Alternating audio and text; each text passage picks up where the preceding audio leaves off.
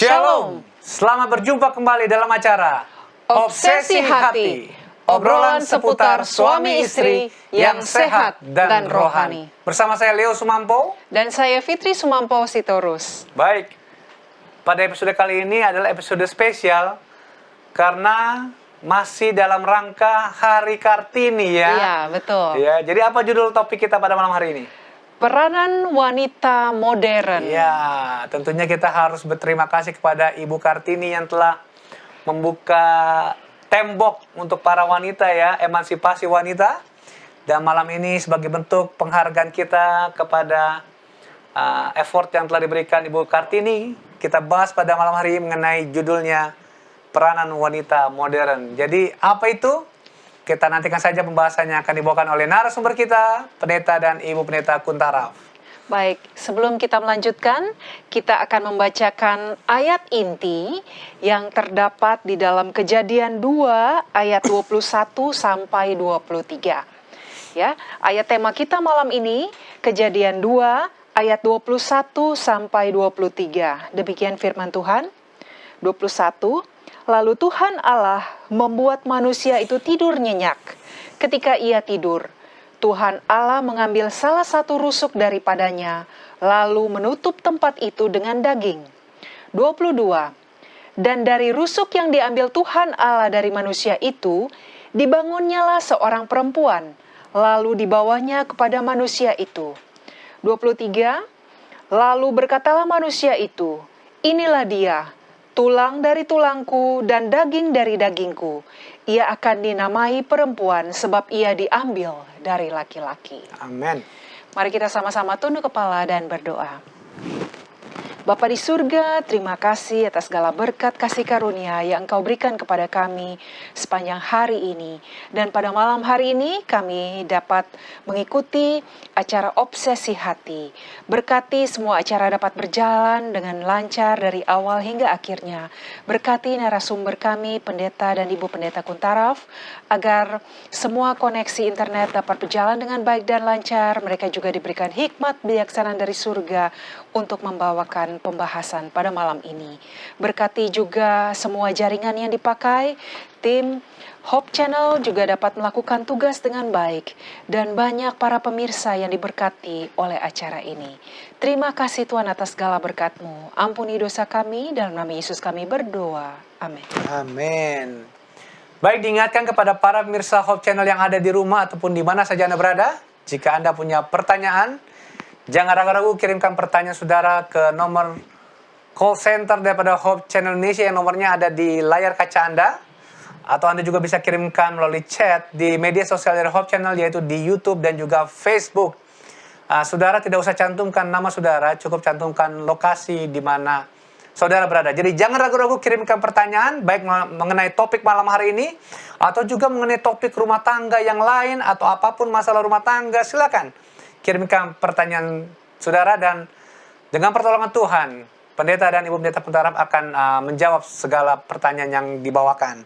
Dan juga diingatkan bahwa Hope Channel Indonesia dapat Anda saksikan melalui live streamingnya yang terdapat di websitenya, yaitu hopechannel.id.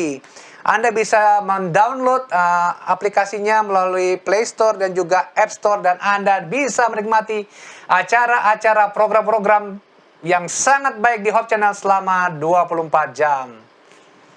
Baik, kita akan langsung saja menyapa narasumber kita yang ada di North Carolina, Amerika Serikat. Shalom. Shalom Pendeta dan Ibu Pendeta. Shalom. Bahagia yang pemirsa semuanya. Ya, salam dari North Carolina. Baik, puji Tuhan. Nih kita sudah tidak sabar nih, peranan wanita modern. Wah, karena ada kata modernnya ini ya. Jadi mungkin silakan saja Pendeta dan Ibu Pendeta untuk membawakan pembahasannya. Baik, terima kasih. Ya, kita banyak berdiskusi mengenai masalah peranan wanita. Oke, sampai berapa jauh wanita dapat berbuat dan apa yang Alkitab katakan mengenai masalah ini. Dan untuk zaman modern ini kita bisa coba lihat bersama-sama. Dan prinsipnya adalah seperti Alkitab yang kita telah bacakan tadi. Ya, ada inti yang sangat penting di sini. Yang sudah dibacakan oleh Fitri tadi. bahwa Tuhan Allah telah membuat manusia itu tidurnya nyenyak, dia tidur, Allah mengambil salah satu rusuknya, lalu menutupi tempat itu dengan daging, lalu Tuhan Allah mengatakan, inilah seorang perempuan, lalu dibawanya kepada Adam, lalu berkatalah manusia, inilah dia, tulang dari tulangku dan daging dari dariku. Ia akan dinamai perempuan sebab ia diambil dari laki-laki. Jadi bukan untuk diinjak-injak, tapi setara, ya, diambil dari tulang rusuknya. Nah, ini satu poin yang sangat penting ya, bahwa perempuan bukan diambil dari kepala, bukan untuk menguasai lelaki. Ya, ada orang kan yang, waduh, dia betul-betul DKI ya, dibawa ketiak istri ya. Tidak juga begitu. Kita sama-sama ya, perempuan bukan diambil dari kaki untuk diinjak-injak ya, atau tidak dipedulikan. Dan jadi perempuan diambil dari rusuk dekat dengan hati untuk dikasihi dan menunjukkan sesuatu perkara yang ya keseimbangan, artinya satu level. Ya, level dengan husband and wife ya. Ini juga menunjukkan perempuan dapat berdampingan dengan lelaki dan sederajat dengan laki-laki. Jadi jangan diremehkan oleh para suami, tapi dihormati ya, sebab mereka adalah sederajat. Ya. Namun apa yang terjadi, yang menjadi dampak daripada dosa, sering sekali bahwa perempuan hanya jadi pemuas nafsu. Ya. Jadi inilah yang membuat rusak rumah tangga. Ya, kemudian perempuan itu menjadi pihak yang tertindas, dipukul, ditampar, ditendang. Waduh, itu kebetulan tenaganya lebih lemah ya. Iya, ya itu sama sekali dampak yang jelek daripada dosa kepada wanita. Harus disayangi sebab diambil dari rusuk. Itulah sama dengan badannya. Masa kita mau pukul badan kita, tampar badan kita, kan tidak mungkin. Oke, pelecehan perempuan terjadi di mana-mana. Ya. Dan ini merupakan satu perkara yang sangat dikenal ya, banyak perempuan yang dilecehkan oleh kelemahannya, kemudian pemuas nafsu dan sebagainya.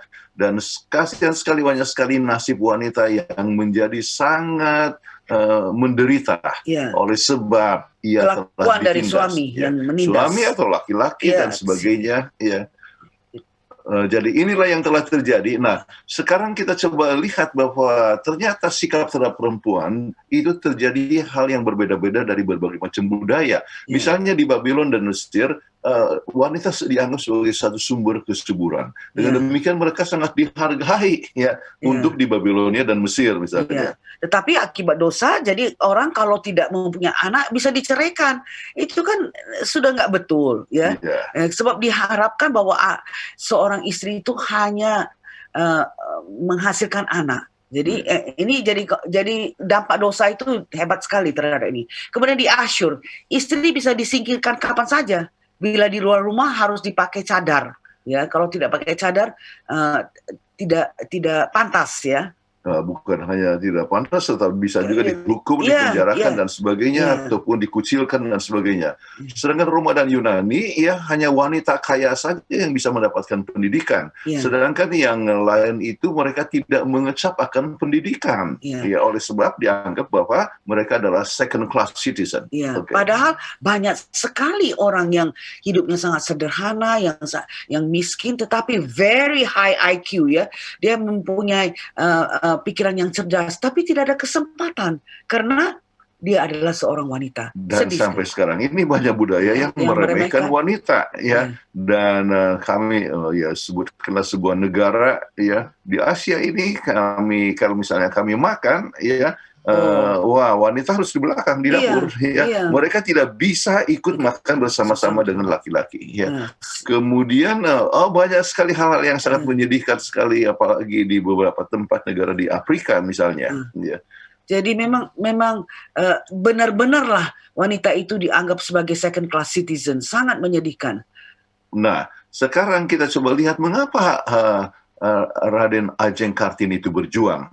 Pada waktu itu banyak wanita yang tidak mengecap pendidikan. Padahal pinter, tapi tidak mempunyai kesempatan. Karena wanita, nggak boleh masuk sekolah. Jangan belajar, supaya tetap dibodoh-bodohin terus saja. Dan wanita hanya melayani suami. Kan bukan itu saja yang pekerjaan wanita. Banyak pekerjaan. Nanti kita akan pelajari bagaimana di Alkitab katakan bahwa wanita-wanita itu juga benar-benar digunakan untuk pekerjaan Tuhan. Ya. Oke, tugas wanita hanya di dapur, ya. Masak Jadi aja. hanya masak saja, ya. Melayani Jadi, suaminya. kemudian perempuan tidak bisa berkarya seperti lelaki. Itu yang telah terjadi pada masa daripada Raden Ajeng Kartini tersebut. Dengan sendirinya kita lihat suasana yang berbeda. Apakah yang sekarang kita mau lihat apa yang Alkitab sebutkan tentang peranan wanita? Iya. Baik, yang pertama adalah manusia diciptakan sesuai dengan gambaran Allah. Ya. Perempuan dalam bahasa Ibrani Isyasha, dalam bahasa Yunani Gune. Perempuan dan laki sama-sama merupakan gambar Allah. Dan inilah yang dikatakan dalam Kejadian 1:27. Maka Allah menciptakan manusia itu menurut gambarnya. Menurut gambar Allah diciptakan dia, laki-laki dan perempuan diciptakannya mereka. Jadi jangan ada yang memandang remeh kepada wanita. Sebab semua kita diciptakan menurut gambar Allah. Jadi yang diciptakan menjadi gambar Allah bukan hanya Adam, tetapi juga Hawa. Ya. Jadi dengan demikian itu harus memantulkan akan fisik, mental, rohani, intelektual, ya, dan bisa mempunyai hak untuk memilih dan sebagainya. Itu berdasarkan gambaran yang Allah telah berikan kepada mereka sesuai gambaran daripada Allah sendiri. Nah sekarang yang berikut ialah mengapa wanita itu diciptakan, Kejadian 2:20. Ya, ini sebagai penolong dan sepadan dengan laki-laki. Kalau kita lihat dalam ayat ini dikatakan manusia itu memberi nama kepada segala ternak, kepada burung-burung di udara dan kepada segala binatang hutan. Tapi baginya sendiri ia tidak menjumpai penolong yang sepadan dengan dia. Sepadan dengan dia. Ini ya, Tuhan lihat bahwa ini semua binatang ada sepasang-sepasang. Adam ini nggak ada yang sepadan dengan dia. Jadi memang Tuhan sengaja untuk membuat satu perasaan rindu di dalam diri daripada Adam. Jadi dia lihat semuanya berpasangan, ya, untuk dia tidak ada yang sederajat dengan dia, sepadan dengan dia, ya. Maka itulah sebabnya Tuhan telah memberikan seorang penolong yang sepadan dengan dia. Jadi bukan untuk diinjak-injak, ya. Wanita diciptakan sebagai penolong bagi pria. Kalau kita lihat istilah penolong lebih jelas diterjemahkan dengan penolong yang sepadan, one level, ya. Kejadian 2 ayat 18. Jadi dalam peranan ini wanita sebagai penolong sangat menentukan, karena tanpa wanita pria tidak dapat mewujudkan diri dengan sepenuhnya. Itulah sebabnya kita sering dapatkan suatu istilah yang mengatakan bahwa di belakang, behind a successful man is a successful wife. Oke. Yang Jadi mendorong. kita dapatkan, ya, berbagai macam peran, sebab wanita dan pria itu bisa saling mendukung satu sama lain. Ya. Tapi banyak yang merasa insecure kalau istrinya lebih pintar. Waduh, dia rasa, wah saya nih geger ya. Nggak bisa. Padahal sebenarnya kalau mereka itu kan satu tim. Jadi kalau istri pintar ya suami pintar, istri juga menolong satu sama lain. Jadi pokoknya sepadan lah, saling menolong satu sama lain. Jadi menolong yang sepadan. Oke, kemudian kalau begitu harus dihormati dan disegani. Ya. Dalam hukum Ibrani, perempuan atau ibu harus dihormati. Kita lihat beberapa ayat. Ya, Keluaran 20 ayat 12. Hormatilah ayahmu dan ibumu supaya lanjut umurmu di tanah yang diberikan Tuhan Allahmu kepadamu. Jangan cuma hanya menghormati ayah, ibu juga. Ibu yang mengandung, yang menjaga anak itu sampai besar. Jadi kita harus hormati juga ibu. Dan di Imamat 19 ayat 3 dikatakan setiap orang di antara kamu haruslah menyenggani ibunya dan ayahnya dan memelihara hari-hari sabatku. Akulah Tuhan Allahmu. Jadi kita bisa lihat bahwa di sini bahwa ibu atau wanita harus dihormati dan disegani. Ya. Ini sangat penting sekali, ya. Dan arti hormat atau segan itu berarti bahwa anak-anak harus menurut juga kepada ibu, bukan hanya kepada bapak saja. Baik, kemudian mempunyai waktu atau kesempatan untuk berbakti bersama-sama. Kita coba lihat di dalam Yosua 8 ayat 35. Tidak ada sepatah kata pun dari segala apa yang diperintahkan Musa yang tidak dibacakan oleh Yosua kepada seluruh jemaat Israel dan kepada perempuan-perempuan dan anak-anak dan kepada pendatang yang ikut serta. Jadi peribadat mereka itu berbaktinya bukan hanya laki-laki aja, tapi perempuan, dan juga anak-anak. Sebab ada budaya-budaya tertentu di mana kalau yang datang ke tempat kebaktian itu hanya laki-laki saja, kemudian perempuan Perempuan nggak tidak boleh. masuk. Ya. Jadi agak seakan-akan adalah kelompok yang berbeda. Ya. Ya, tetapi kita lihat di sini bahwa pengalaman Alkitab menunjukkan bahwa jemaah itu berkumpul laki-laki dan perempuan. Dan anak-anak. Jadi mereka harus mempunyai hak untuk berbakti bersama-sama. Kemudian ya memiliki berbakti bersama-sama kita lihat juga dalam Nehemia 8 ayat 2 dan 3. Lalu pada hari pertama bulan yang ke-7 itu Imam Izra membawa kitab Taurat itu ke hadapan jemaat, yakni baik laki-laki maupun perempuan dan setiap orang yang dapat mendengar dan mengerti. Ia membacakan beberapa bagian daripada kitab itu di halaman di depan pintu gerbang.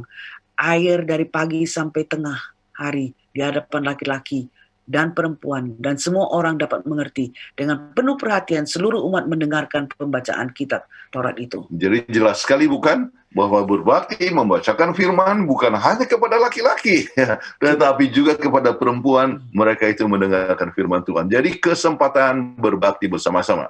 Nah sekarang ya mereka dituntut berbakti bersama. Kita coba lihat dalam Ulangan 12 ayat 12 dan 18. Ini dituntut loh. Kalau kita bacakan Ulangan 12, ini dia, kamu harus ya, harus itu artinya dituntut kan, bersukaria di hadapan Tuhan Allahmu. Kamu ini anakmu laki-laki dan anakmu perempuan. Tetapi di hadapan Tuhan Allahmu haruslah engkau memakannya di tempat yang akan dipilih Tuhan Allahmu. Engkau ini anakmu laki-laki dan anakmu perempuan. Jadi kembali berbakti dituntut oleh saat masing-masing kita berbakti kepada Tuhan atau berhadapan dengan Tuhan, itu tidak dibedakan antara laki ataupun perempuan. Ya, semua itu dibutuhkan, memerlukan akan kuasa daripada Tuhan. Itulah sebabnya perlu juga berbakti bersama-sama ya kepada Tuhan.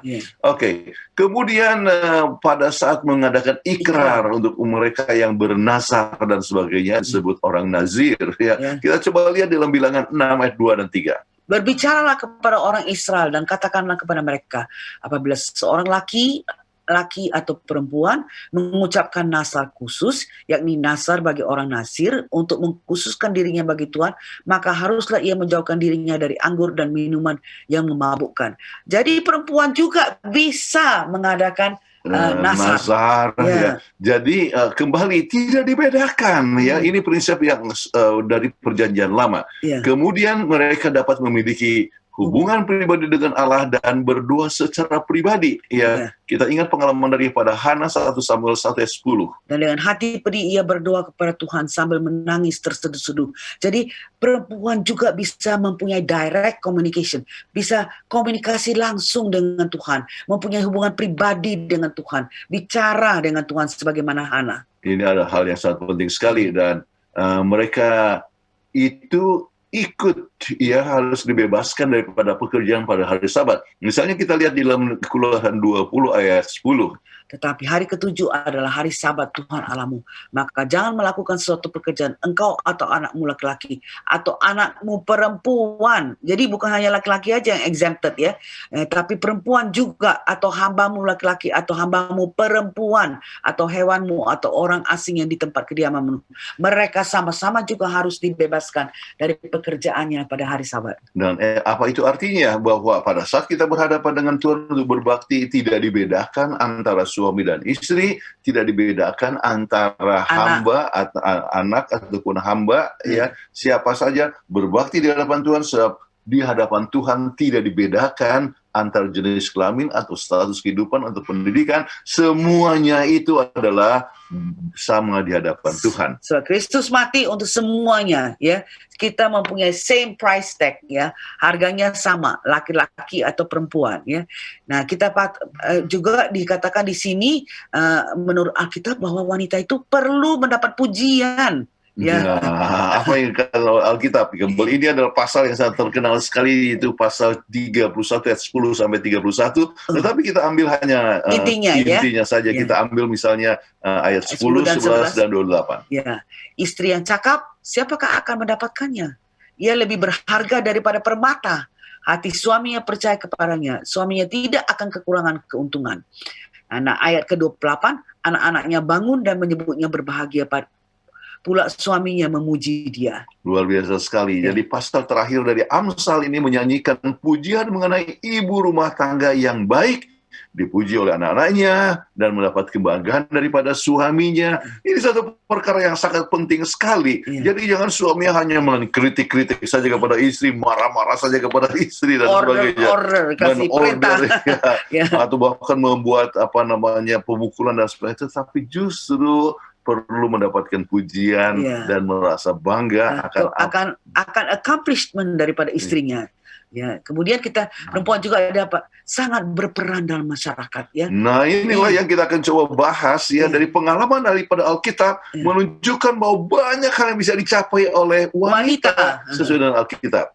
Misalnya satu adalah apa? Kita lihat dalam Esther 1-10, coba kalau Anda baca itu ya. Esther adalah perempuan yang menyelamatkan bangsa Israel dari kebinasaan. Bayangkan peranannya begitu penting. Kalau tidak ada dia, Israel itu semua akan dimusnahkan. Dimusnahkan semuanya. Jadi Tuhan menggunakan perempuan untuk supaya mereka dapat menyelamatkan bangsanya. Kemudian bagaimana dengan Maryam, perempuan sebagai nabiah. Jadi bukan hanya laki-laki yang bisa jadi nabi, tetapi juga perempuan bisa mendapatkan nabi, bisa menjadi nabi. Kemudian kita lihat Deborah, dia sebagai hakim, nggak berani maju tanpa ada Deborah, ya. Kita lihat. Dan itulah yang telah terjadi, bahwa Deborah telah menjadi hakim dan dialah yang memimpin untuk menghadapi akan musuh. Luar biasa sekali. Tuhan menggunakan akan wanita sebagai pemimpin. Nah, kita lihat juga Sifra dan Pua adalah bidan yang dipakai Allah menyelamatkan anak-anak yang lahir pada waktu itu. Kita bisa baca sendiri dalam Keluaran 1 ayat 15-21. Jadi perempuan memegang peranan penting dalam masyarakat, ditulis di dalam Alkitab.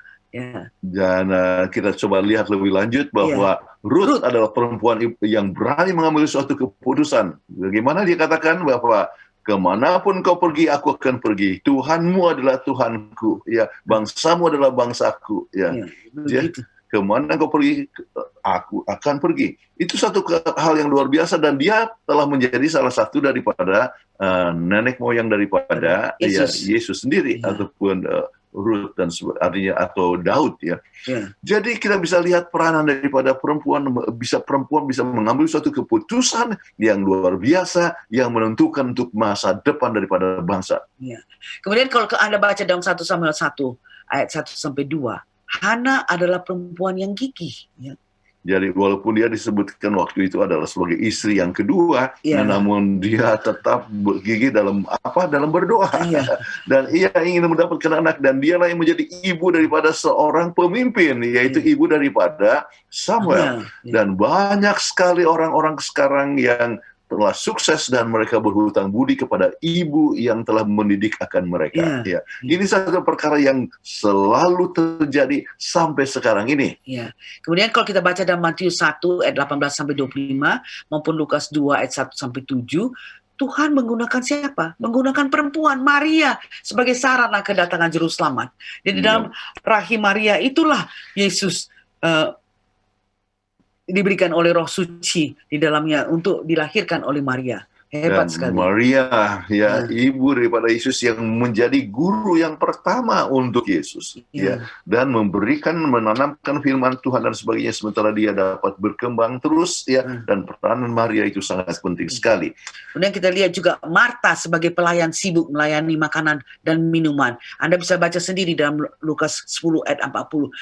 Jadi Tuhan juga memakai wanita yang bisa melayani makanan dan minuman, seperti Marta ini. Dan artinya bahwa Marta itu mempunyai satu karunia, dan itu adalah karunia keramah tamahan. Dan banyak sekali yang kita butuhkan untuk wanita yang mempunyai keramah tamahan, sebab dengan keramah tamahan itu menyebabkan orang bisa tertarik kepada kekristenan misalnya. Jadi kita ingat apa yang terjadi dengan apa yang Yesus katakan, ya hendaklah kamu menjadi garam dunia. Jadi kenapa garam itu penting? Sebab memberikan rasa yang enak. Nah, itulah kekristenan, memberikan rasa yang enak. Salah satu yang memberikan rasa enak itu adalah wanita. Wanita bisa memberikan keramah tamahan, ya. Jadi kalau kita datang ke gereja dan orang-orang ramah tamah dan sebagainya yang memberikan pelayanan yang baik kepada kita, maka kita rindu untuk datang lebih lanjut ke gereja. Ya. Baik, kita coba lihat, tetap ini berbicara mengenai masalah perempuan yang sangat berperan dalam masyarakat. Iya, kalau kita baca di dalam Lukas 10 ayat 39 dan 42, Maria dari Baitani beroleh kesempatan untuk mendengarkan pelajaran atau pengajaran Yesus sebagaimana layaknya murid-murid Yesus yang semuanya laki-laki. Jadi banyak laki-laki, tapi ada juga yang diterima wanita, yaitu Maria dari Baitani. Yesus menyebutkan tindakan Maria dari Baitani sebagai yang telah memilih bagian terbaik yang tidak akan diambil daripadanya. So dia duduk di kaki Kristus, kan dia mau belajar. Ya, jadi ini kita bisa lihat bagaimana wanita itu tidak dikucilkan. Ya. Iya, jadi tetap mempunyai hak untuk mempunyai hubungan yang erat dengan Yesus Kristus. Dan Maria ini yang sama, yaitu Maria Magdalena, ya, bersama dengan ibu-ibu yang lain, ya, mereka memberikan pelayanan kepada Yesus. Ya. Jadi kita bisa coba lihat bahwa karunia keramah tamahan memegang suatu peranan penting. Ya. Jadi kekristenan harus dikenal sebagai orang yang ramah tamah. Ya. Dan untuk itu peranan wanita sangat penting sekali. Baik, kemudian kita lihat perempuan yang turut hadir di ruang atas setelah kenaikan Tuhan Yesus ke surga. Ya, kita kisah 1 ayat 14. Ya. Jadi peranan yang sangat penting, mereka berdua bersama-sama, belajar bersama-sama, berbakti bersama-sama, dan sama-sama mendapatkan karunia Roh Kudus. Ya. Dan dengan karunia Roh Kudus mereka mempunyai kuasa mereka untuk pergi. Misalnya salah satu dengan Maria Magdalena, itu menurut tradisi dikatakan bahwa dialah yang pergi ke Roma, ya. Jadi sebelum, ya, Rasul Paulus tiba ke sana, ya. Jadi tulisan Rasul Paulus tentang ke Roma, oleh sebab di situ sudah ada jemaat, ya. Dan salah satu yang telah bekerja di sana, ya, di samping Petrus adalah Maria Magdalena, ya.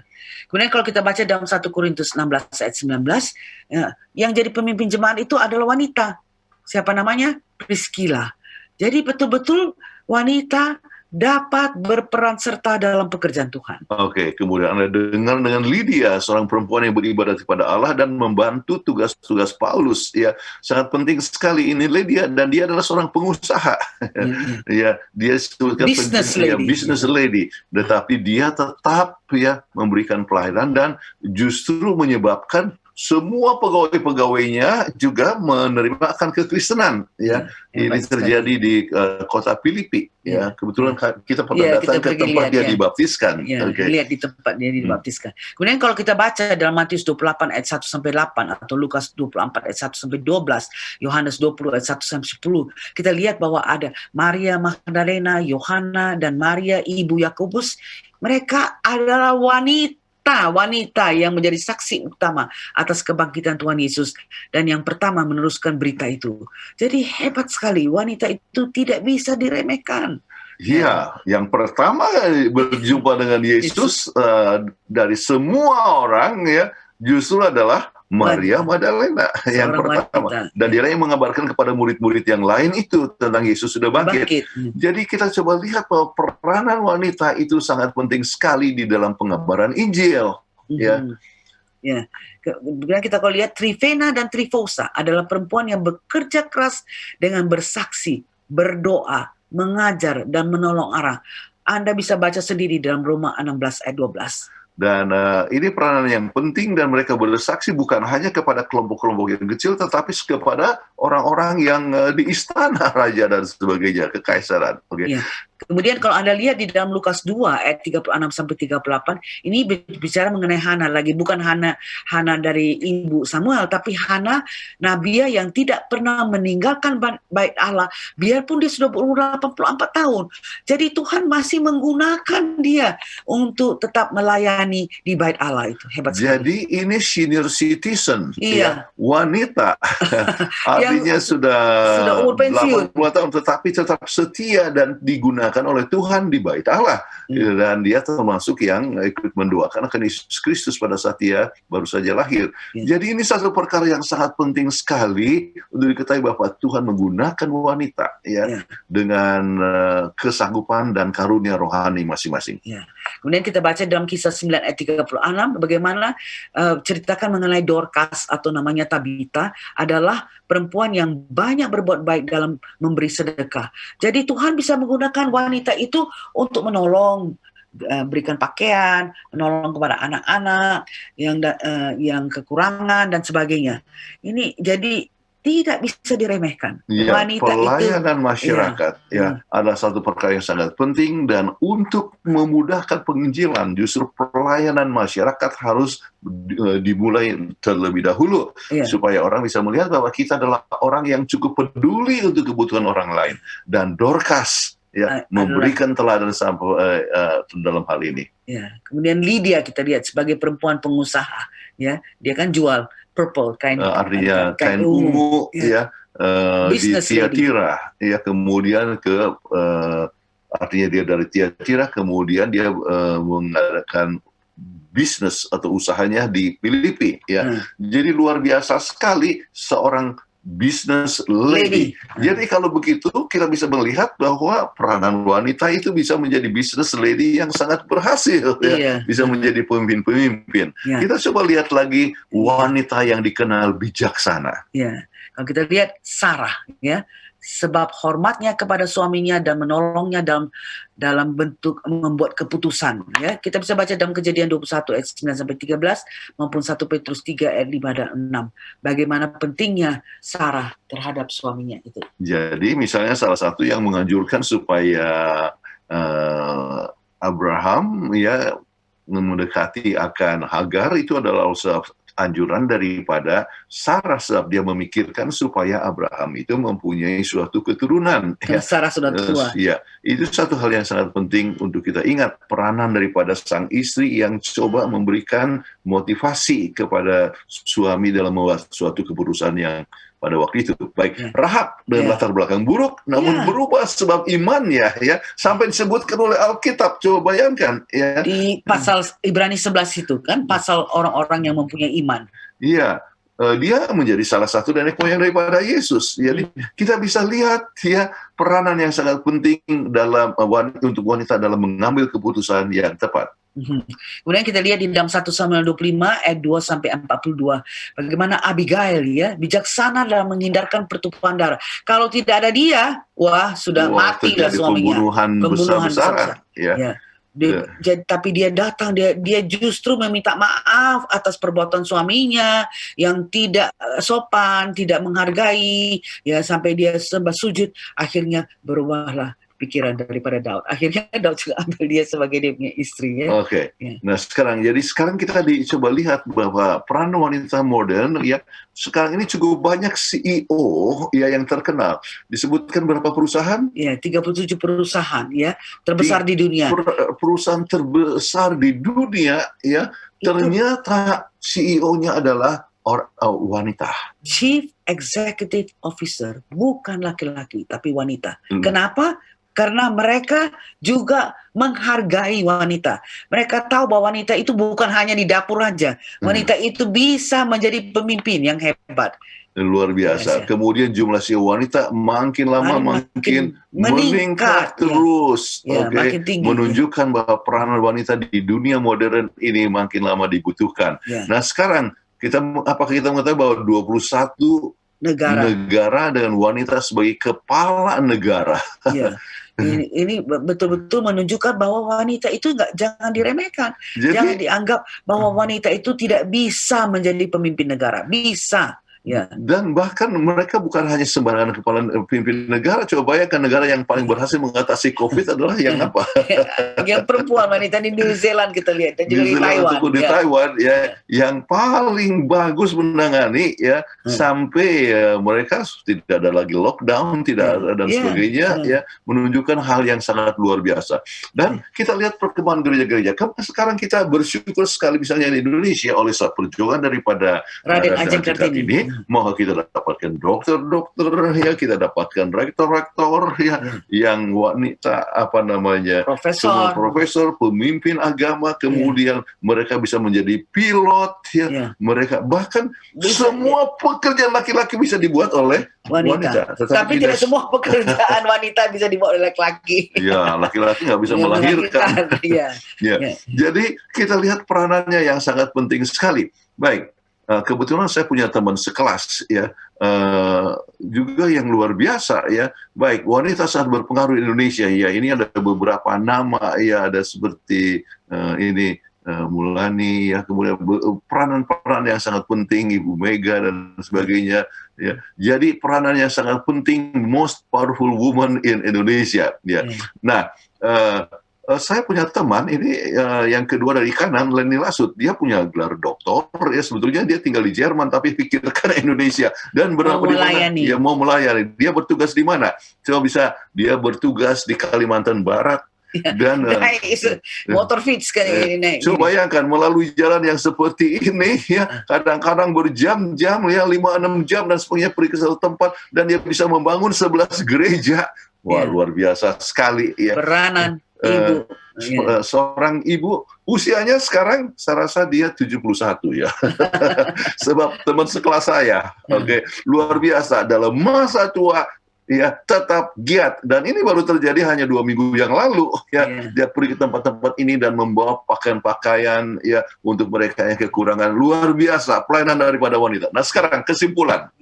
Nomor 1, kesimpulan yang paling penting yang harus kita simak, yaitu lelaki dan perempuan sama-sama diciptakan sesuai dengan gambaran Allah dan sama-sama dikasihi Allah tanpa dibedakan. Jadi sang suami harus menghormati istri. Istri bukan saja dapat memberikan keturunan anak, tetapi bukan untuk dibikin order-order aja sebagai pelayan, ya, atau diinjak-injak aja. Tapi ingat, kita selevel, ya, diciptakan harus tetap dikasih. Baik, Alkitab tidak membedakan derajat laki-laki dan perempuan pada zaman dahulu ataupun sekarang. Coba bayangkan, nabi, ya, Nabiah, ada Nabiah, ya, pemimpin, ya, ada hakim, ya, dan sebagainya. Kemudian bisnis lady, businessman, ya. Jadi tidak dibedakan. Jadi pekerjaan apa saja bisa dilaksanakan oleh perempuan. Jadi jangan sampai laki-laki, suami itu insecure. Perempuan itu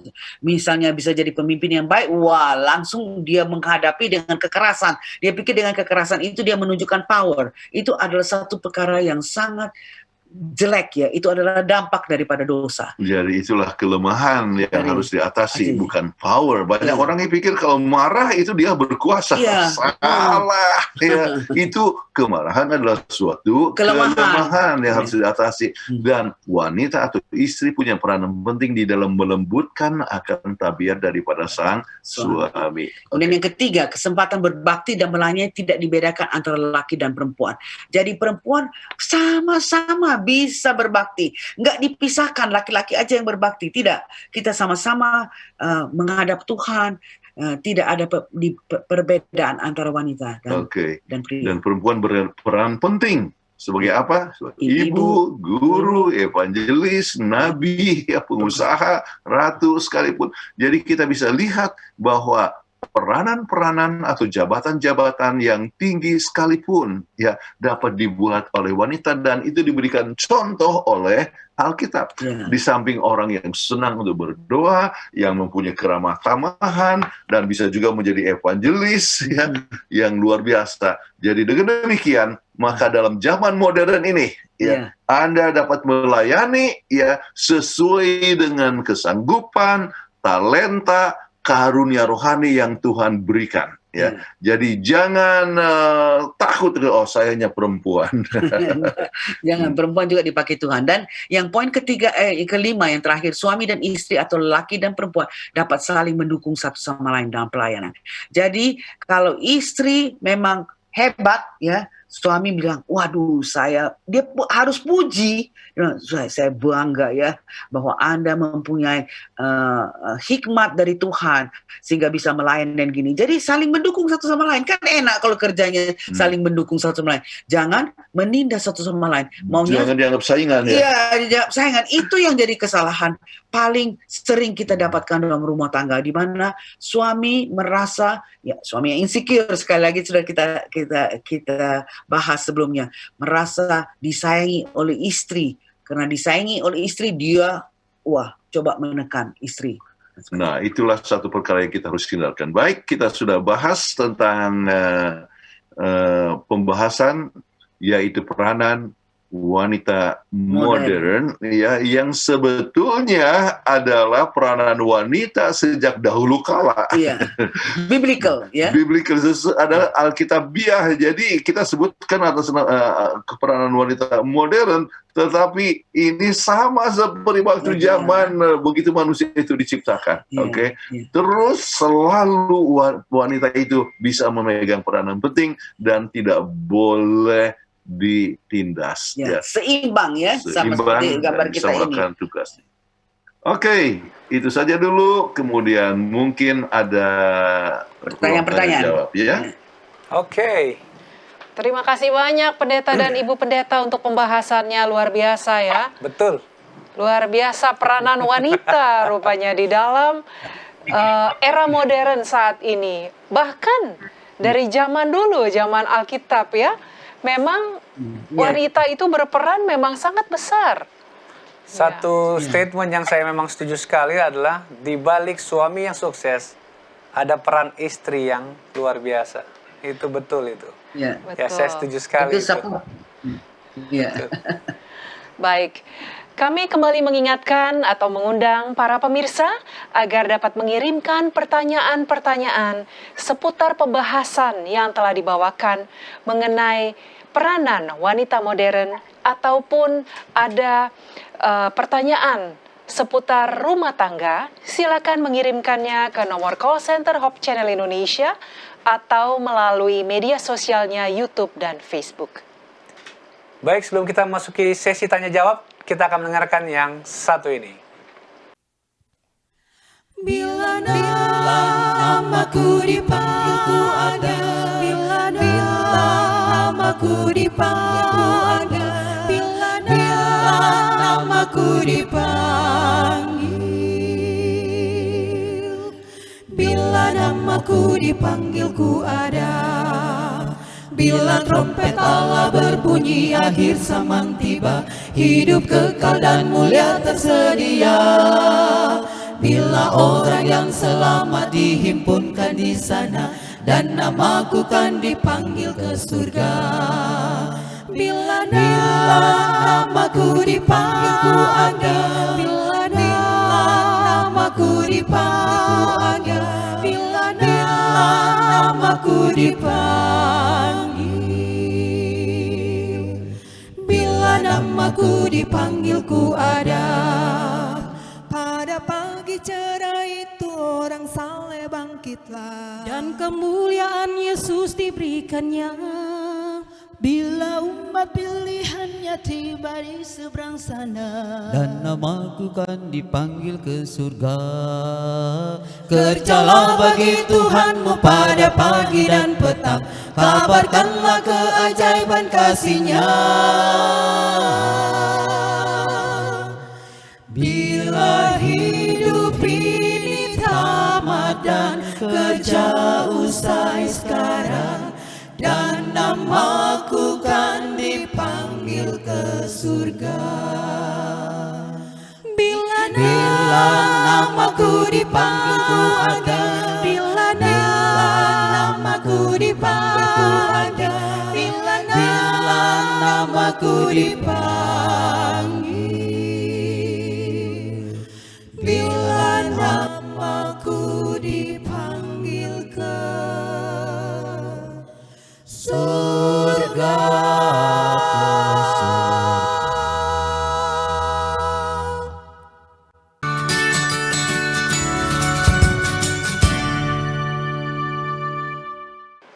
Kembali lagi dalam acara Obsesi Hati dan kita akan segera masuk ke ruang tanya jawab. Sudah masuk beberapa pertanyaan.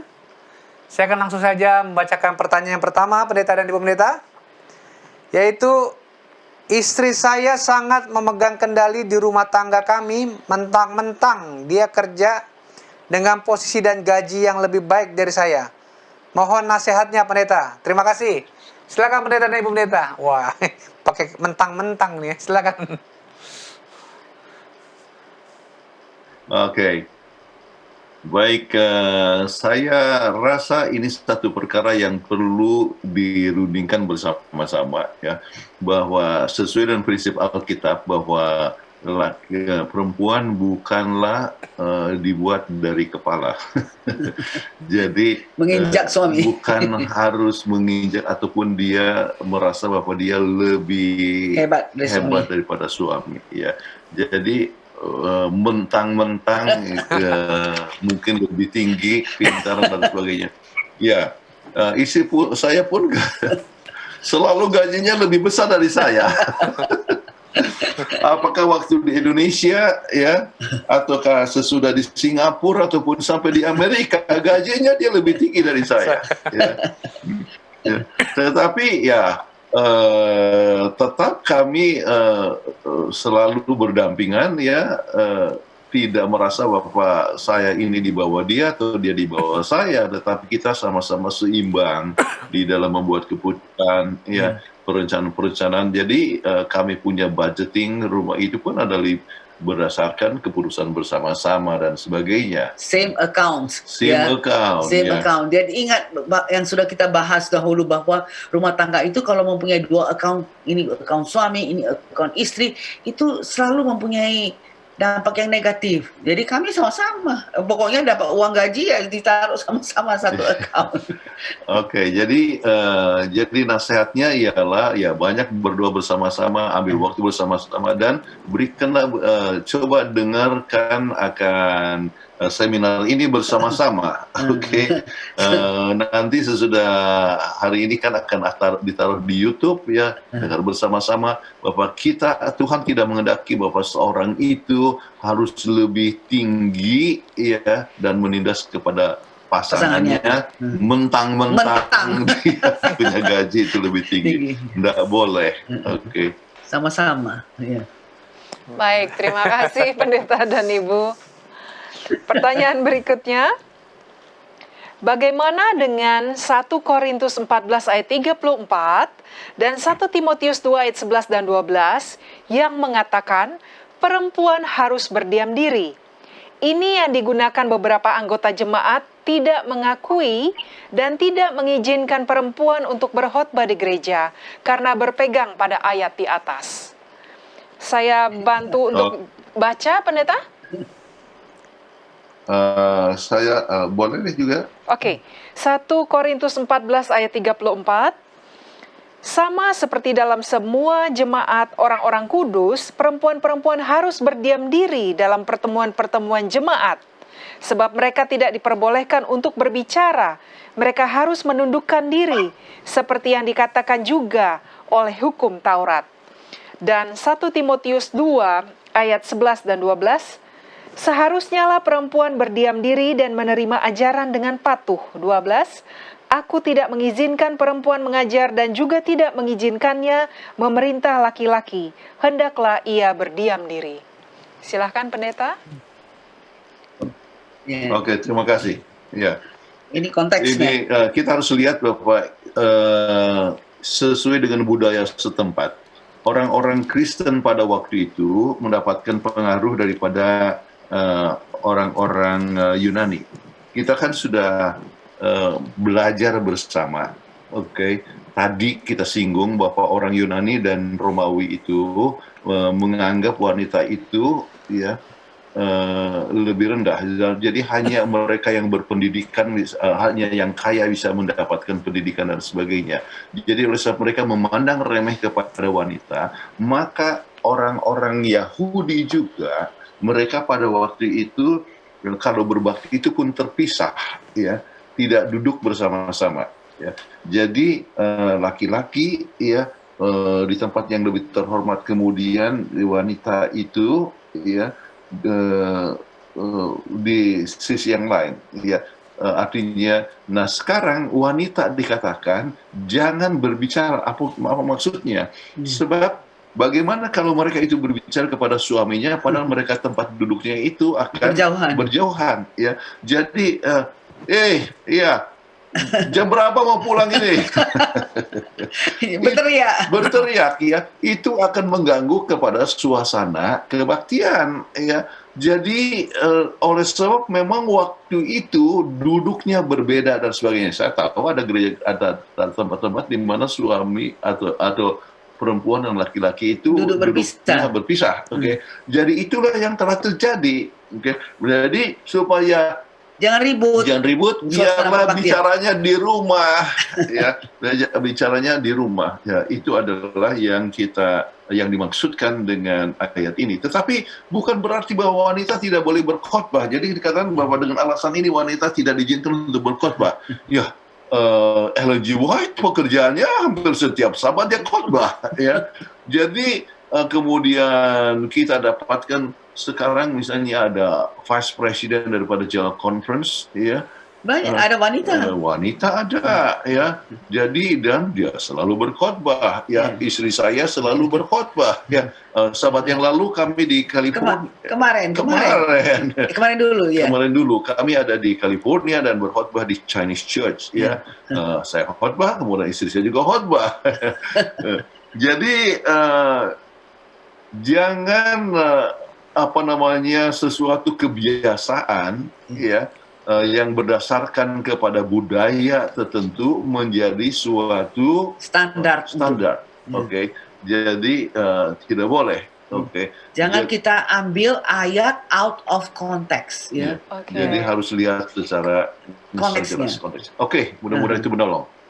Baik, terima kasih Pendeta dan Ibu Pendeta. Saya setuju sekali. Kalau kita baca Alkitab harus lihat dia bicara apa, perikopnya, judulnya bicara mengenai apa, ya. Jadi jangan sepotong-sepotong baca ayatnya, ya. Bagus. Terima kasih Pendeta dan Ibu Pendeta. Pertanyaan berikutnya mungkin agak sedikit sambungan dari pertanyaan yang tadi. Apa pendapat Pendeta mengenai wanita menjadi seorang pendeta di gereja Advent? Nah, silakan Pendeta dan Ibu Pendeta. Pendeta, iya, itu adalah lambang daripada priest, ya, artinya imam. Priesthood, imam, ya.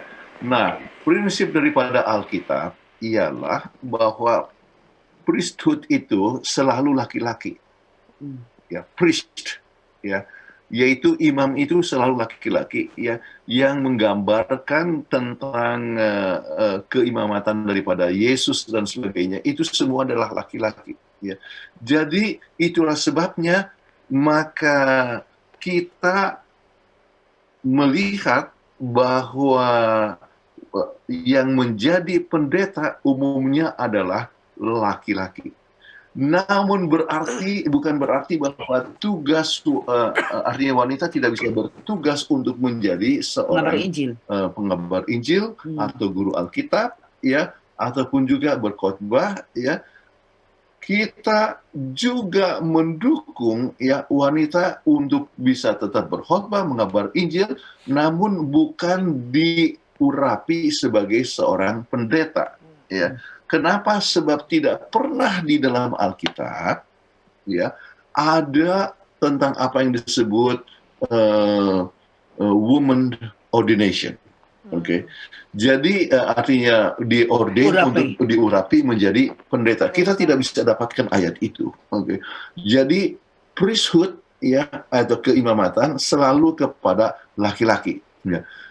Namun kalau misalnya soal tempat, ya, dan memerlukan seorang pendeta wanita, oleh sebab wanita itu sering lebih lemah lembut dan sangat peduli dan sebagainya, dan ada juga dan kita punya sekolah-sekolah membuka diri untuk wanita yang ingin ambil kependetaan, dan mereka bertugas sebagai pendeta, dan sering tugasnya itu disebut Bible instructor. Oke. Jadi sebagai instruktur daripada Alkitab, ya. dan mempunyai fungsi-fungsi, ya, banyak fungsi-fungsi yang dilakukan oleh pendeta. Oke. Namun tidak diurapi, ya, sebab itu tidak tertulis di dalam Alkitab. Ya, jadi itulah yang kita bicarakan mengenai masalah ini tentang pendeta wanita. Kalau memang satu tempat, ya, perlu dibutuhkan dan yang tersedia adalah pendeta wanita, ya, namun kita sebutkan dia sebagai elder, ya. Saya beri contoh, kami pergi ke Tiongkok, ya, kemudian gereja yang terbesar di dunia Di Shenyang, ya. Itu gerejanya muat kira-kira 5.000 orang, tingkat-tingkat dan sebagainya. Dan siapa ketuanya?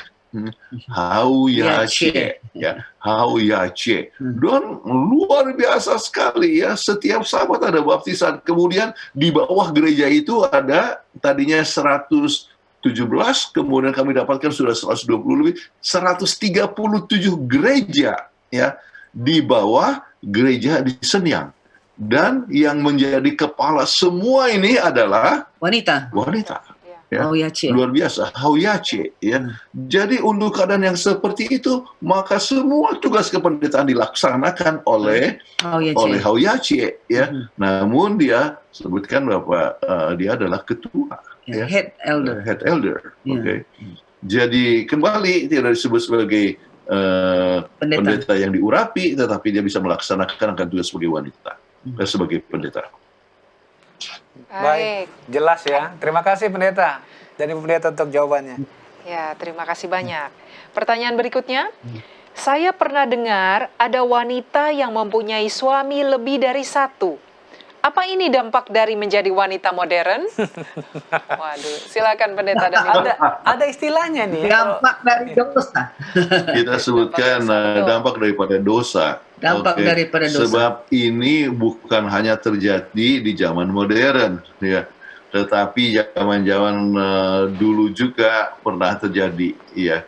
Dan juga ya, ada kasus-kasus di mana orang, ya, mempunyai lebih daripada seorang suami yang resmi. Oke. Jadi itu adalah akibat dosa, dan itu tidak pernah menjadi rencana Tuhan. Dan Tuhan tidak pernah punya rencana supaya seorang itu mempunyai istri lebih dari satu atau suami lebih daripada satu. Ya. Bukan sebab modernnya, tapi oleh sebab dosanya. Oke, baik. Terima kasih pendeta dan Ibu Pendeta untuk jawabannya. Pertanyaan berikut, bagaimana menyikapi peranan wanita khususnya di beberapa daerah? Tingkat wanita itu berbeda-beda dalam kebudayaan. Kadang dihormati di daerah tertentu, tapi ada kalanya juga jadi nomor belakang. Silakan pendeta dan Ibu Pendeta. Ya, menyikapi, ya, peranan daripada wanita, ya. Kita dengan sendirinya harus menyesuaikan dulu juga dengan budaya setempat, ya. Kalau misalnya akan ada suatu perubahan, maka kalau Anda mau membawa suatu perubahan, maka itu haruslah perubahan yang dibuat secara berangsur-angsur. Ya, jadi tidak mudah untuk langsung mendobrak, ya, oh ini salah, ya. Tetapi kita harus menyesuaikan lebih dahulu dengan budaya setempat, kemudian kita mulai, ya, memberikan, ya, pengalaman-pengalaman sesuai berada dengan tempat yang lain dan sebagainya, ya. Bagaimana prinsip daripada kekristenan yang tidak membedakan antara laki dan perempuan dalam banyak hal. Jadi dengan demikian maka melalui proses pendidikan maka budaya itu dapat mengadakan satu perubahan secara perlahan-lahan. Memang susah ini, ya. Kami tinggal di Singapura dulu waktu itu di divisi kerja. Kita bisa lihat bahwa di divisi itu kan semua perempuan dan laki-laki itu sama, ya. Tapi waktu kami pergi mengunjungi tempat-tempat khusus, wah, saya sendiri wanita yang makan duluan dengan pria. Yang perempuan yang lain biarpun saya sudah ajak, ayo makan sama-sama, tidak bisa karena budaya mereka hanya laki-laki dulu makan. Kebetulan saya adalah orang yang dari divisi, jadi biarpun perempuan dikasih makan sama-sama. Saya merasa nggak enak ya, padahal karena kita kan tadinya dulu sama-sama di Singapura. Saya ajak begini, dia bilang nggak bisa. Kamu makan dulu. Dia sibuk-sibuk dengan melayani semua.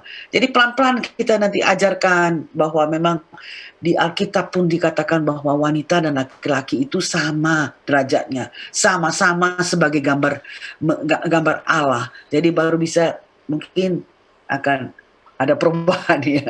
Nah, kita ambil contoh saja ya di Korea, oke. Tidak peduli ya apakah pendidikan daripada istri, kalau dia kawin dengan pendeta ya, Itu maka tinggalkan. dia akan tinggalkan dia punya profesi, dia hanya ikut sebagai istri pendeta. Ya, itu sudah berlangsung puluhan tahun atau lebih dari 100 tahun. Ya, namun sekarang sudah mulai ada perubahan satu-satu. Ya. Ya, jadi wanita yang misalnya farmasis, ya, Iya, kita tahu ada yang farmasis, ada yang jadi apoteker ya, dokter, ya. apotekeres, ada yang dokter. Dia langsung tidak dia gunakan dia Kita punya gunakan. sekolah. Ya. Jadi Tetapi sekarang ya dalam zaman modern ini artinya oleh sebab orang-orang dari Singapura ya, tadinya tidak kerja di Korea, tetapi di Singapura bekerja di divisi, akhirnya kembali lagi ke Korea, ya, akhirnya dia memberikan teladan kepada yang lain, jadi bisa bekerja dan sebagainya, dan terjadi suatu perubahan ya pelan-pelan. perlahan-lahan. Jadi itulah yang kita boleh sebutkan, buat perubahan ya slow but sure, But steady. steady. Terus ya. Dan mudah-mudahan itu akan menolong. Baik, terima kasih banyak untuk jawabannya. Pertanyaan berikutnya, ada teman saya wanita karir yang masih single sangat sukses dalam pekerjaannya. Namun terkenal sangat galak dan anak-anak buahnya sering dimarahin. Bagaimana caranya menolong dia? Apakah memang wanita single itu cenderung menjadi galak? Silakan pendeta dan ibu. Iya. Iya, kadang-kadang kita harus melihat kepada masalah personality. Dia galak oleh sebab dia punya personality atau dia punya temperamen yang galak. Misalnya dia adalah kolerik, ya. Sebab memang para pemimpin banyak yang bersifat kolerik, Kolerik, ya. Jadi oleh sebab koleriknya, ya kalau memang kalau kolerik memang dia sudah kolerik, ya, maka itu satu perkara yang tidak mudah untuk dirubah. Tapi ada yang dikatakan spirit control temperament. Ya, jadi dapat dibimbing secara pelan-pelan, ya. Tetapi kadang-kadang ada yang galak, ya, oleh sebab dia kompensasi. Ya. Jadi untuk menunjukkan bahwa dia ada power, oke.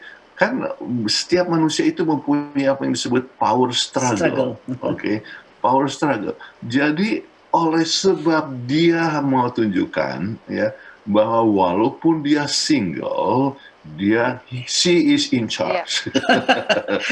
Dia yang pegang peranan, dia hebat. Maka dia tunjukkan kepada anak-anak buahnya dengan marah-marah, galak dan sebagainya. Ya. Jadi kalau mau coba menolong dia, ya harus ditolong mungkin oleh wanita yang lain. Mungkin kalau Anda punya istri, ya istri, jadi bicara pelan-pelan, ya ini memang punya ini bagus, tegas, tetapi mungkin ada ya yang harus diperhalus, diperlambat. Ya. Jadi mungkin itu orang jadi menurut sebab takut, ya. Tetapi kalau ada kesempatan bekerja tempat lain, mungkin mereka pindah, lari oleh sebab dia tidak senang bahwa dianggap selalu di bawah perempuan. Tetapi biarlah kita hormati mereka juga, bahwa mereka punya personality. Jadi pelan-pelan, dan jangan laki-laki yang bicara sama dia. Pasti perempuan juga. Jadi tetapi biarlah perempuan, ya. Jadi biarlah sesama sejenis, apalagi yang setara dengan dia, yang boleh memberikan pandangan, ya, dan dengan harapan bahwa itu dapat berubah, ya, secara pelan-pelan. Jadi mungkin itu yang saya katakan. Bagaimana? Iya, dan ini kalau kita marah-marah itu dampaknya sangat negatif. Sampai manapun orang tetap ingat aduh ini Judas ini, orangnya Judas setengah mati. Nah, iya kan? Jadi sedangkan kita di mana-mana harus menjadi saksi bagi orang lain. Saksi bahwa kita adalah murid Yesus yang penuh dengan kelemah lembutan, yang mau melayani dengan penuh rasa kasih. Jadi ini sudah tidak menunjukkan lagi tabiat Kristus ini dengan marah-marah begini. Jadi biarlah kita apalagi temannya ya yang setara dengan dia bisa mendekati dia. Ini cara kamu bikin ini nggak bagus. Kamu bukan menjadi saksi. Malahan dikatakan preach the gospel. If necessary, use words. Itu katakan Francis Assisi. Jadi kita khotbahkan dengan kehidupan kita. Kehidupan yang bagaimana? Kehidupan yang seperti Yesus. Yang mempunyai rasa belas kasihan. Yang tidak marah-marah. Kecuali kalau waktu di bait Allah. Itu yang disebutkan dengan righteous indignation. Ya, so dia melihat bahwa bait Allah itu digunakan untuk menjadi jual beli daripada kambing atau apa untuk persembahan. Jadi Tuhan Yesus tidak mau itu bait Allah itu menjadi tempat untuk perusahaan dan sebagainya. Itu yang Tuhan makanya dibulak-balikkan dia punya meja. Oke, jadi harus jadi saksi bukan siksa. Ya, Saksi bagi Yesus. Baik, terima kasih pendeta dan pendeta. Cuman ini kalau saya boleh tambahkan pertanyaannya, jadi saya memang kenal beberapa wanita, memang bukan Kristen yang saya tahu sih. Dia wanita karir yang sukses, mohon maaf sebutannya jadinya perawan tua karena memang karena dia sibuk kerja. Betul. Dia lupa mungkin untuk menikah sehingga menjadi perawan tua. Dan memang mereka sangat-sangat temperamen, pendeta dan pendeta. Saya kenal ada beberapa orang. Pertanyaannya, apakah ini ada faktor hormon juga? Terutama ibu pendeta yang dokter ya. Ada faktor hormon ini atau gimana? Enggak, saya rasa ini faktor daripada dia punya kepribadian. Hanya kebanyakan mereka yang tidak married itu, kebanyakan ada merasa untuk tunjukkan power itu dengan marah-marah, menunjukkan bahwa dia ini. Tapi sebenarnya itu bukan caranya begitu untuk menunjukkan power. Bukan, itu kalau ditanya tentang hormon juga, maka harus dilihat apakah kecenderungan itu selalu terjadi atau pada waktu-waktu tertentu. Kalau itu pada waktu-waktu tertentu mungkin memang ada hubungannya dengan hormon. Ya. Kalau sudah mau menopause mungkin. Ya, jadi pada waktu-waktu tertentu saja. Oke, terima kasih pendeta dan pendeta jawabannya. Kita masuk ke pertanyaan yang berikut. Apakah baik pada situasi tertentu wanita lebih menonjol dalam keluarga dan masyarakat dibanding suami? Jadi terlihat dia seperti kepala keluarga atau pemimpin keluarga. Oh, silakan pendeta dan pendeta. Kadang-kadang ada suatu saat di mana istri sang suami susah sekali untuk ambil keputusan. Ya, jadi kalau misalnya soal susah untuk mengambil keputusan, padahal itu adalah satu perkara yang bersifat prinsip. Ya. Maka di dalam keadaan yang demikian, sering harus istri yang ambil keputusan. Ya, kalau itu memang soal prinsipil, ya, kemudian suami yang kadang-kadang sedang punya terlalu banyak pertimbangannya, ya, maka bisa saja istri yang langsung katakan, oh ini tidak tepat, ya. Misalnya prinsipil, berbicara mengenai masalah pekerjaan atau misalnya yang berhubungan dengan kejujuran. Oke, itu kan prinsipil. Oke, kalau misalnya dia lakukan ini, ya, maka itu menunjukkan bahwa dia tidak mempunyai integritas. Ya, oleh sebab misalnya berhubungan dengan masalah keuangan dan itu membawa risiko yang tinggi. Ya, maka dalam keadaan demikian maka istri katakan, oh tidak, sama sekali tidak boleh. Ya, kita tidak boleh ambil risiko itu. Ya, jadi itu penting sekali. Ya. Untuk istri cukup bertindak tegas. Oke. Namanya istri kan sebagai penolong dan sepadan. Kalau suami lagi slow, tidak salahnya istrinya untuk langsung mengatakan, mengambil keputusan. Ya, dalam hal-hal yang sangat prinsipil. Baik. Terima kasih banyak untuk jawabannya, pendeta dan ibu. Baik, ini kita masuk ke beberapa pertanyaan dari episode Yang yang tersisa ya mengenai homoseksual yang lalu, yang belum sempat dijawab. belum sempat dijawab. Iya. Iya. Pertanyaan ini adalah, saya punya teman-teman yang homoseks. Awal-awal dulu mereka malu-malu atau tutup-tutupin bahwa mereka adalah homoseks. Tetapi tambah lama tambah berani mereka ungkapkan bahwa mereka homoseks. Bagaimana menyikapi orang-orang seperti ini, Pendeta? Karena rasanya cukup mengganggu. Silakan Pendeta dan Ibu. Ya, memang itulah yang telah terjadi dengan zaman yang super modern ini, ya. Banyak orang yang tadinya malu-malu, sekarang mereka sudah terang-terangan, ya, sudah terang-terangan. Kemudian mereka memperjuangkan hak mereka, kemudian mereka membuat demonstrasi, ya. Kemudian bukan hanya demonstrasi, akhirnya terang-terangan sampai akhirnya diakui oleh Mahkamah Agung Amerika Serikat misalnya untuk pernikahan sejenis, ya. Jadi yang dulunya itu adalah sangat tabu atau satu perkara yang ditolak, ya, oleh masyarakat, sekarang akhirnya jadi terbuka. Dan itulah pengaruh daripada suatu dosa, ya. Ya, jadi makin lama makin berani, ya. Coba lihat pengalaman daripada Lot, ya, di Sodom dan Gomora, ya. Mereka itu terang-terangan, berikanlah laki-laki itu, orang itu, ya, supaya kami kerjain dia, ya. Itu berbicara mengenai masalah tindakan sodomik, ya, untuk dibuat kepada mereka. Mereka terang-terangan. Nah, bagaimana kita coba menyikapi, ya, dalam hal ini, ya, maka kita tidak bisa cara lain, ya, kecuali dengan doa dan dengan pendekatan secara kerohanian, ya. Dan perubahan itu hanya dapat terjadi hanya dengan kuasa Tuhan, ya. Sebab itu kecenderungan, inclination, sama seperti laki-laki juga kadang-kadang mempunyai inclination untuk bertindak hal yang tidak baik kepada perempuan, Jadi mempunyai memuaskan nafsu, ya, dengan cara yang tidak baik, ya, kepada jenis yang berbeda, yaitu laki-laki kepada perempuan. Itu kan satu kecenderungan yang harus dihindarkan.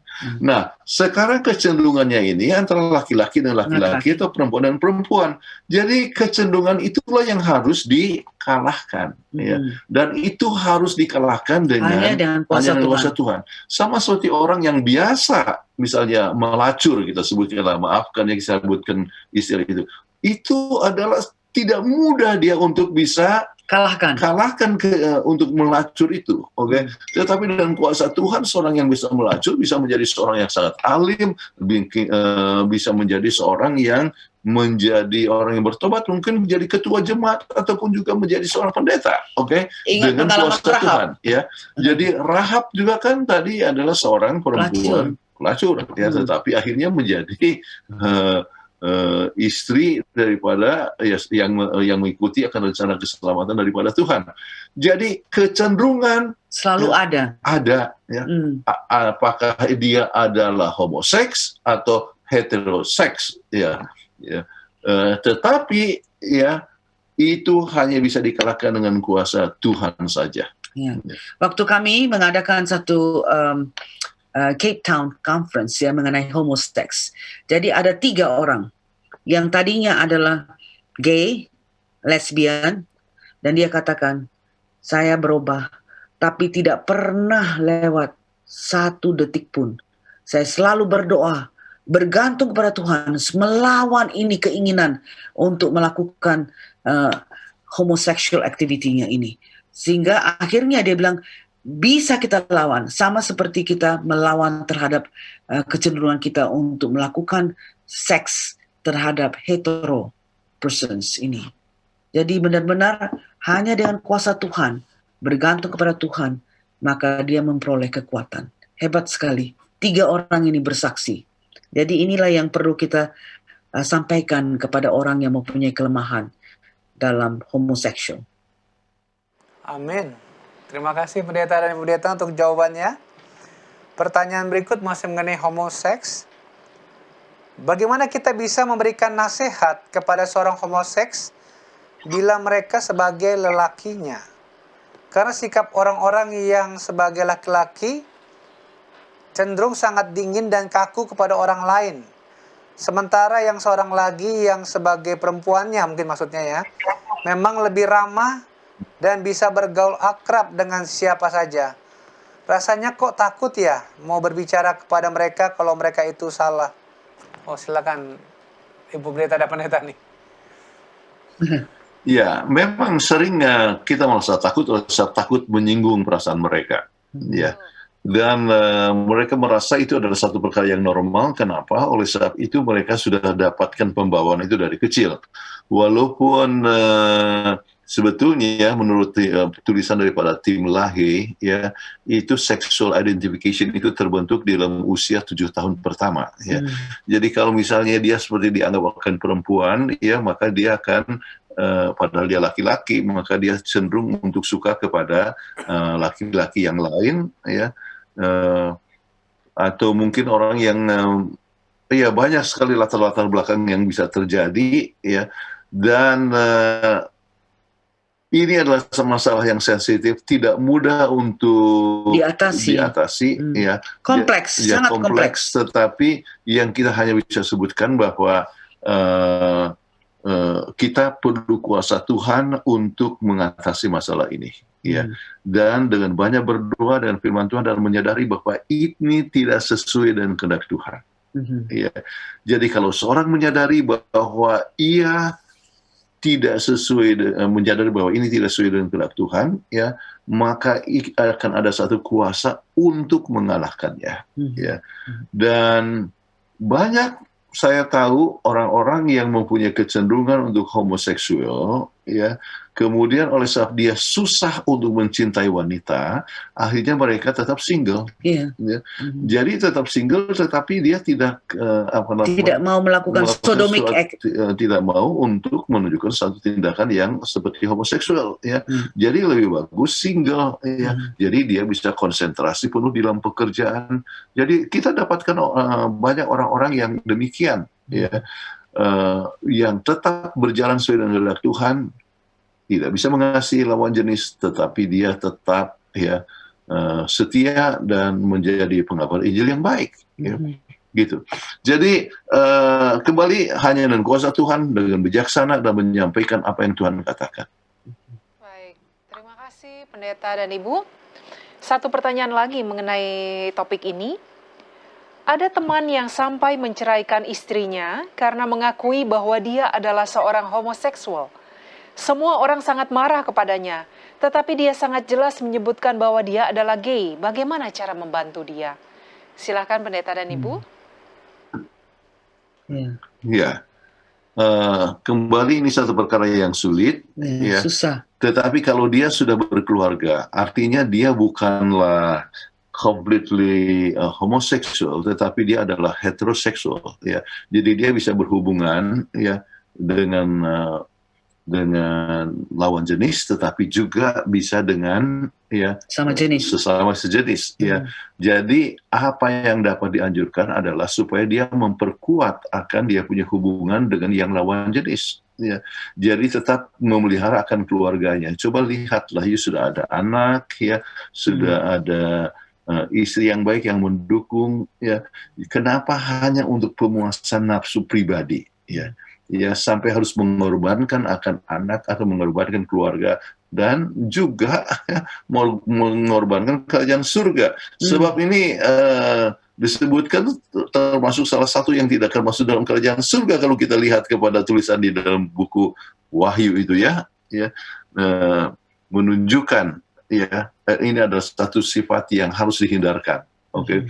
Jadi kembali, ya, dengan kuasa Tuhan, kemudian berikan counseling, ya, lihat bagaimana keuntungannya mempunyai keluarga yang normal dan juga dipandang oleh masyarakat, ya, daripada harus mempunyai suatu kehidupan yang justru akan dikucilkan dari masyarakat.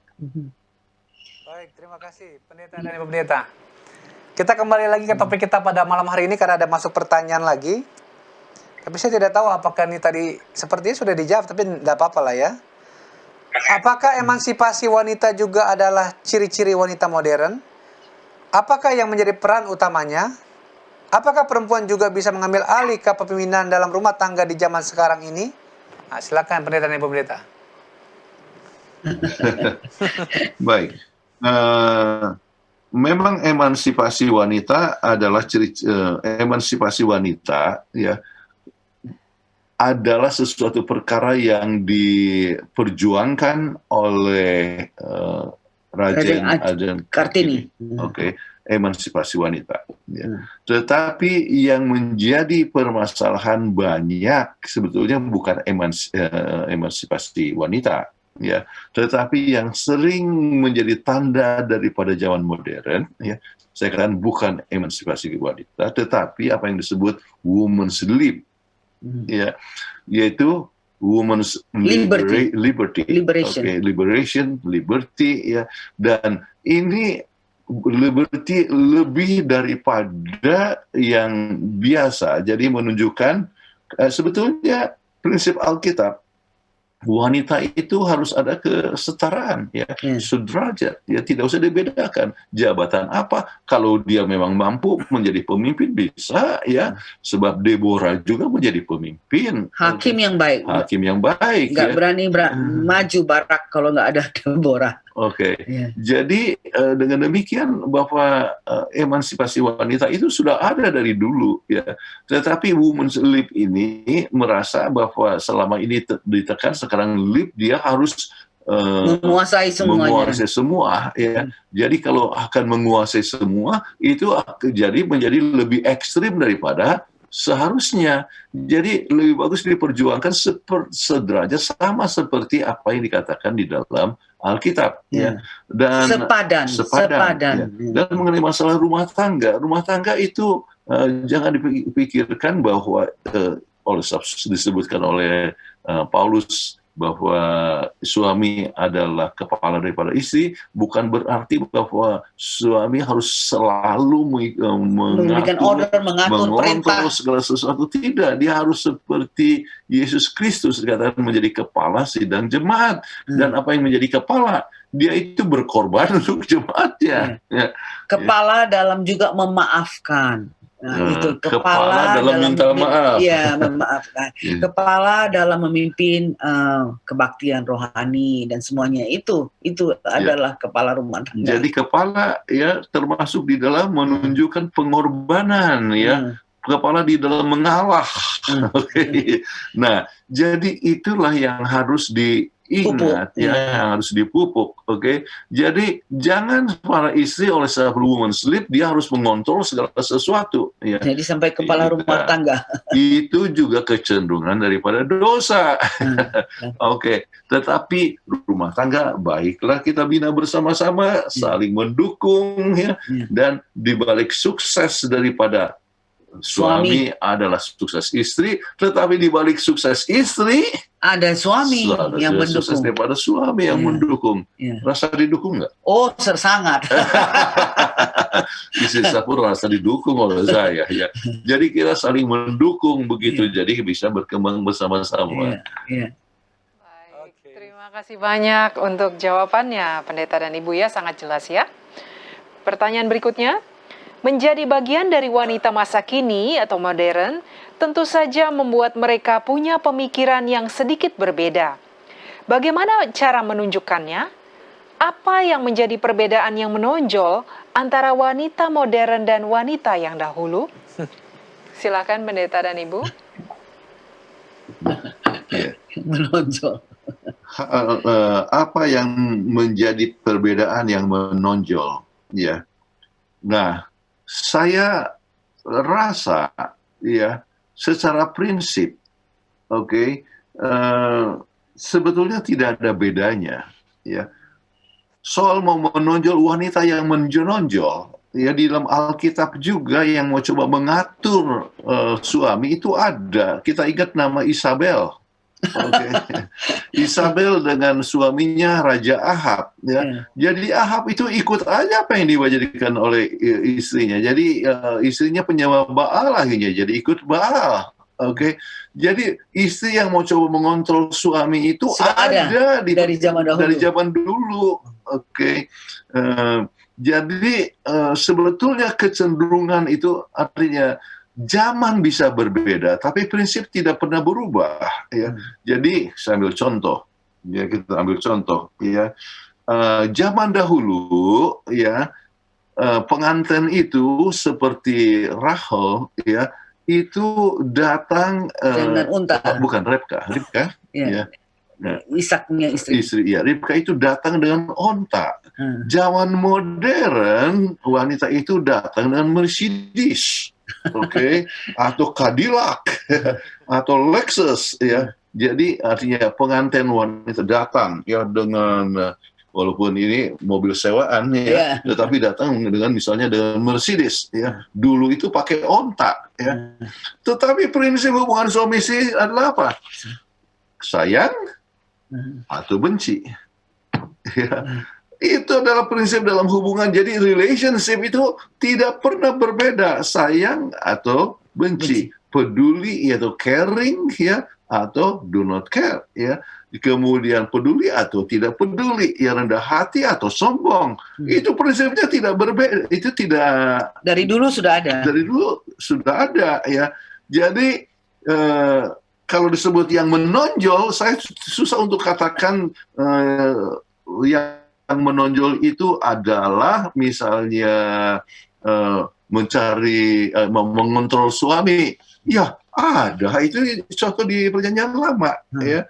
Nah, hanya kita bisa lihat bahwa oleh sebab pengaruh dosa dulu wanita itu ditekan, jadi sekarang yang menonjol sudah kesempatan itu ada, ya. Jadi sekarang lebih nyata. Istri tidak perlu takut untuk jadi dokter, tidak perlu takut untuk jadi pemimpin atau menjadi CEO dan sebagainya, ya, dibandingkan dengan zaman dahulu. Tetapi secara prinsip sudah ada business lady, ada dalam Alkitab, ya, ataupun juga hakim ataupun sebagainya sudah ada. Mudah-mudahan ini bisa menolong apa yang dikatakan, yang ditanyakan oleh saudara tersebut. Baik, amin. Kita percaya dengan pertolongan Tuhan, semua jawaban-jawaban yang dibawakan oleh Pendeta Ibu Takut Arah boleh memuaskan bagi para pemirsa yang sudah bertanya, ya. Pendeta, waktu kita sudah habis, silakan untuk closing statement-nya, Pendeta. Baik, lelaki dan perempuan sama-sama diciptakan sesuai dengan gambaran Allah. Dengan demikian, sama-sama dikasihi dan tidak diharapkan bahwa satu orang itu akan lebih tinggi daripada yang lain. Ya, Alkitab tidak membedakan derajat laki-laki dan perempuan pada zaman dahulu ataupun juga sekarang. Justru Alkitab adalah merupakan satu standar untuk kita masing-masing. Ya, jadi kesempatan berbakti dan melayani tidak dibedakan antara laki-laki dan perempuan. Perempuan dapat berperan sebagai penting sebagai ibu, sebagai guru, evangelis, penabi, pengusaha, atau ratu sekalipun, atau vice president of the general conference dan sebagainya. Ya. Kemudian suami istri atau laki-laki dan perempuan dapat saling mendukung satu sama lain dalam pelayanan. Jadi dengan demikian, ya, maka kita sederajat di hadapan Tuhan dan masing-masing ikut membahagiakan satu sama lain. Baik, terima kasih. Terima kasih. Kami undang Ibu Kathleen untuk bawakan doa penutup. Baik, sama-sama kita tunduk kepala dan berdoa. Bapa kami yang bertahta dalam kerajaan surga, kami mengucapkan terima kasih karena Tuhan telah memberikan kepada kami kesempatan untuk membahas bagaimana kami sebagai wanita telah dibuat untuk menjadi sepadan dan penolong kepada suami-suami, para suami. Biarlah kami yang mendengarkan, para pemirsa, bisa menerapkan ini dalam kehidupan keluarga kami sehingga tidak ada kompensasi dalam rumah tangga kami, dapat saling menolong satu sama lain dalam perjalanan kami ke surga sehingga kami dapat menikmati rumah tangga yang Tuhan inginkan untuk kami nikmati sekarang ini, rumah tangga yang berbahagia, rumah tangga yang penuh dengan perdamaian, penuh dengan kasih sayang satu sama lain. Terima kasih atas prinsip-prinsip Alkitab yang Tuhan telah berikan kepada kami.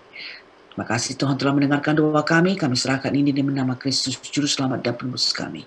Amin. Amin. Amin. Baik, terima kasih Pendeta dan Ibu Pendeta. Terima kasih banyak. Ya, sampai jumpa Senin depan di dalam episode yang Berikut. lain lagi dan topik menarik. Tuhan berkati. Tuhan berkati. Salam sehat selalu. Ya, Oke. terima kasih. Sekedar mengingatkan kepada kita semua bahwa Hope Channel Indonesia hadir setiap hari Senin sampai hari Sabat dengan program-program yang disiarkan secara langsung dari Studio Hope Channel Indonesia di Jakarta. Jadi pastikan saudara tetap mengikuti acara-acara seperti hari Senin, hari ini kita mengikuti acara Obsesi Hati. Dan bila ada usulan topik pembahasan yang akan dibawakan di acara Obsesi Hati, ataupun ada pertanyaan seputar rumah tangga yang ingin ditanyakan, silakan mengirimkan pertanyaan atau usulan topik tersebut ke nomor call center Hope Channel Indonesia atau melalui media sosialnya.